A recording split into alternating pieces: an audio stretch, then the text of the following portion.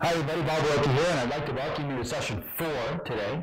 And what we're going to be talking about are some very valuable things. Now, we've covered understanding, and I hope that you're getting clear on all that.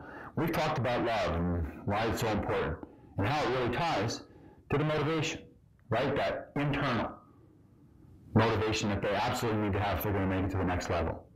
This one here is called preparation.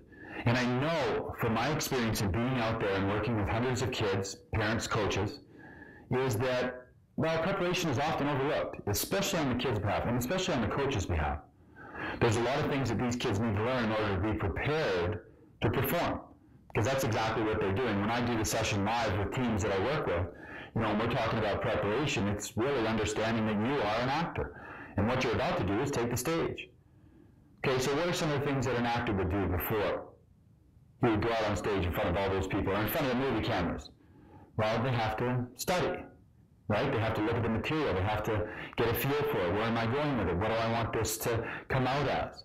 Just like a hockey player has to say, okay, I know what I need to do, and what I'm going to start to do is visualize and see myself doing those things, having those good opportunities to score, and maybe making a couple of big hits, and making some key plays, blocking the shot, or making sure that it gets out of that nice headman pass so the guy can get on the breakaway. For a goalie, it's making that big save. There's so many different things that they can do in the development of a preparation routine. See, everybody says hockey players are superstitious, and you know what, it is true to a point. What you have to understand is that as you're preparing, what you're doing is you're getting your mind ready to go out and do the things that you want to do. See, because what you think about comes about. So the more you're thinking about what you're going to go and do, the more likely you are to be successful. Okay, so it's, what food am I going to eat? What do I like to eat? What's going to make me feel good where it's not too heavy in my belly? And what time should I eat?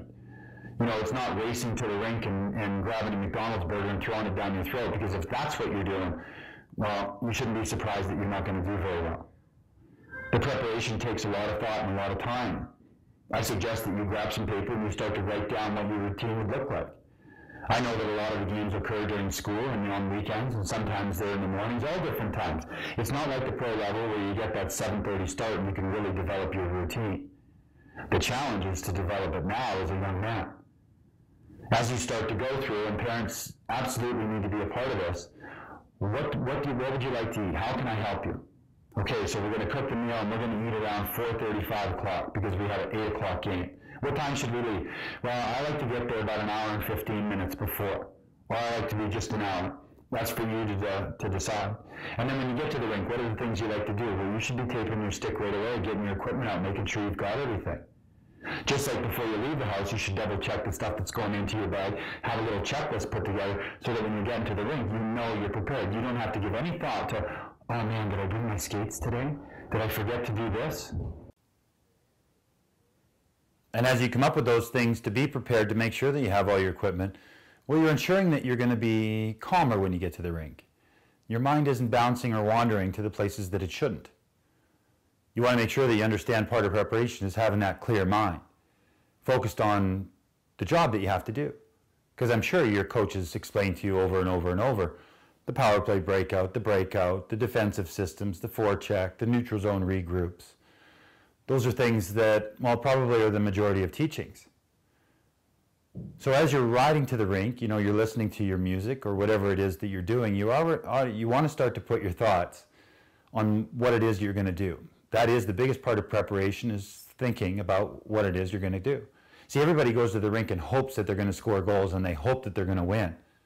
And their mind bounces on all the things that occurred during the day, whether they forgot an assignment or they're going to have to tell somebody this, or I've got to do this tomorrow, or I hope the coach isn't still mad at me, or I can't believe I'm going to play with this line tonight. See, you're allowing your mind to wander and not be cleared and prepared for what it is that you're going to do. When you watch the professionals, there's lots of clips on YouTube that shows guys sitting on the benches or sitting in the stands and they're watching the ice. And what they're doing is they're visualizing themselves out there. A big part of preparation is using visualization as a tool. There's a great story of a test that they did with somebody who had never golfed before. And they took him out on the range and they showed him a couple of things and they got him to swing the club through a bucket of balls. And then they said, okay, for the next month, we want you to go home and we want you to play 18 holes in your head. he proceeded to go out and shoot an 85 his first round. And it was simply because of the preparation, the mental preparation. And that's what you want to make sure more than anything is you're getting your mind ready, because the mind is the trick. When you can have the focus where you need to, when you can be confident that you're going to be able to go and do the things because you've practiced them. I mean, you've practiced them a lot. What you want to make sure is that you're mentally prepared, visualizing what you're going to go and do, keeping things nice and calm, not getting too high. A lot of kids like to pump that music up, and you can hear it, you know, when you walk in the rink and the dressing rooms are all the way on the other side. A lot of times that can be a distraction, especially with all the chatter that goes on in the locker room. Well, there's no chance. And really, how long has this been going on? Since, well, the first time you walked in that locker room. You know, you watch the little guys go in and it's just nothing but all this noise. And then you go and walk into a bantam dressing room and, well, you know what, it's no different.